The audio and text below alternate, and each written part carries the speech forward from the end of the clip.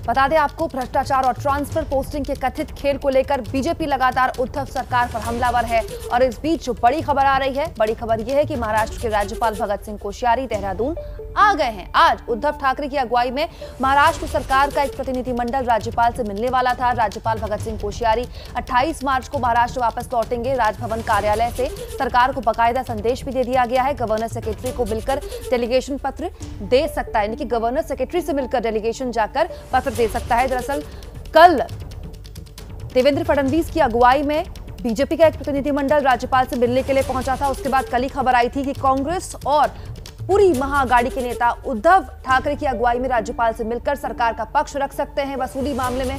और अब खबर आई है कि राज्यपाल भगत सिंह कोश्यारी देहरादून आ गए हैं। राज्यपाल भगत सिंह कोश्यारी उत्तराखंड से ही ताल्लुक रखते हैं।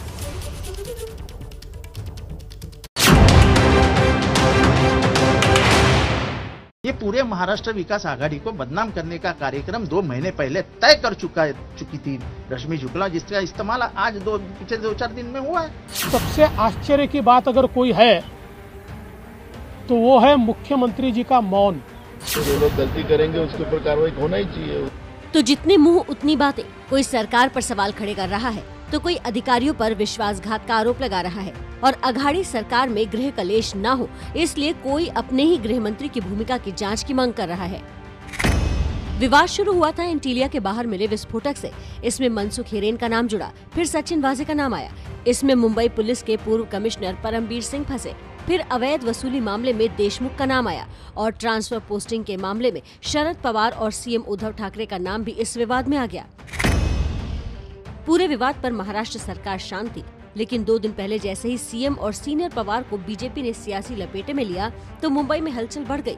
उद्धव ठाकरे के घर में मैराथन मंथन हुआ और अंदर की खबर ये है कि डगमगाई सत्ता को संभालने के लिए महाराष्ट्र सरकार ने पलटवार का प्लान बनाया है, जिसकी झलक प्रदेश कांग्रेस अध्यक्ष नाना पटोले के बयान में दिखी।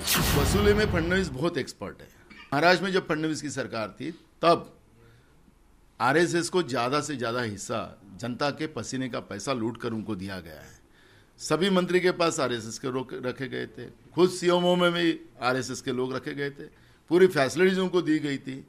फिर ये लूटपाट जो रखी गई थी तो लूटपाट में वो एक्सपर्ट है। इस बयान का मतलब है कि बीजेपी डाल तो अघाड़ी सरकार पात पात चलेगी और इस बीच सरकार के चरित्र पर लगे दाग को भी धोने की कोशिश की जाएगी। सूत्रों के मुताबिक पैसा उगाही के मामले में गृह मंत्री अनिल देशमुख की भूमिका के लिए महाराष्ट्र सरकार जांच आयोग का गठन कर सकती है, जिसकी अगुवाई एक रिटायर्ड जज को सौंपी जा सकती है। जज के नाम पर जल्द फैसला होगा। हालांकि देशमुख को पद से हटाने को लेकर फैसला अभी नहीं हुआ है, इसलिए बीजेपी देशमुख के मुद्दे पर मुख्यमंत्री के मौन को लेकर हमलावर है। कांग्रेस भी नापतौल के बयान दे रही है। पैसे की उगाही की घटना हो या ट्रांसफर्स का रैकेट हो, ये सारी घटनाएं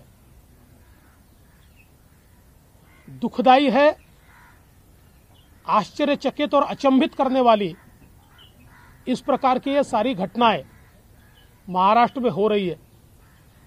किंतु इसमें सबसे आश्चर्य की बात अगर कोई है तो वो है मुख्यमंत्री जी का मौन। ये सब प्रकरण को एक बेबुनियाद बनाया गया था, महाराष्ट्र को बदनाम करने का काम किया जा रहा था और सच का सच सामने आएगा।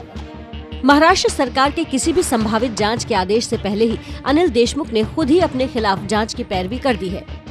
देशमुख ने एक 21 मार्च को उद्धव ठाकरे को लिखे लेटर की कॉपी के साथ आधी रात को किए ट्वीट में लिखा, परमवीर सिंह द्वारा मुझ पर लगाए गए आरोपों की जांच करवाकर दूध का दूध, पानी का पानी कराने की मांग मैंने माननीय मुख्यमंत्री महोदय से करी थी। अगर वो जांच के आदेश देते हैं तो मैं उसका स्वागत करूंगा। लेकिन जांच की आज सिर्फ खादी ही नहीं बल्कि खाकी को भी अब झेलनी पड़ सकती है। महाराष्ट्र कैबिनेट की बैठक में फोन टैप करने वाली रश्मि शुक्ला और चिट्ठी बम फोड़ने वाले परमवीर सिंह के खिलाफ कानूनी कार्रवाई करने पर चर्चा हुई। सूत्रों की माने तो आज राज्य के मुख्य सचिव सीताराम कुंटे प्रेस कॉन्फ्रेंस कर रश्मि शुक्ला के इंटेलिजेंस रिपोर्ट के आरोपों का जवाब दे सकते हैं। फोन टैपिंग की रिपोर्ट तत्कालीन डीजीपी सुबोध जायसवाल ने उस समय एसीएस होम रहे सीताराम कुंटे को ही सौंपी थी। कार्रवाई करने की कोई इशू का ये नहीं है। जो लोग गलती करेंगे उसके ऊपर कार्रवाई होना ही चाहिए, उसमें क्या बात है। जो भी बात है वो आपके सामने आएंगी। जिस लोगों के फोन नंबर के टैपिंग की परमिशन मांग की थी उनके तो फोन नंबर टैप ही नहीं हुए, टैप हुए कहीं अलग नंबर ही। और क्या मालूम कि ऐसे करते करते पूरे मंत्रिमंडल का ही फोन टैप करने का काम रश्मि जी ने किया होगा। इस बीच उद्धव सरकार की अगुवाई में अघाड़ी सरकार का एक प्रतिनिधिमंडल आज राज्यपाल से मुलाकात करेगा। तो कुल मिलाकर एंटीलिया कांड ने महाराष्ट्र में पूरी तरह उथल-पुथल मचा दी है। हर ओर आरोपों का दलदल है, जिसमें उद्धव सरकार बुरी तरह फंस गई है। न पाबंदी हो न कोई हद हो तो बस खुद बनाई सरहद हो। ये मुहिम है परतों में छिपे हर सच की तलाश की, सियासत पर रखी पैनी नजर और आंख की, खबरों की दुनिया में एक जिम्मेदार आवाज की, जुर्म और जुल्म के खिलाफ हर बेबस के लिए इंसाफ की। जब कोई हद नहीं इंसानियत के लिए जज्बात की, जब कोई हद नहीं खुशियों और ख्वाब की, तब कोई हद क्यों हो नए नजरिए और बदलाव की। तोड़ के हदों के ताले नए सपनों को पाले, बांधे सबको एक धागे, आपको रखे आगे। ABP news.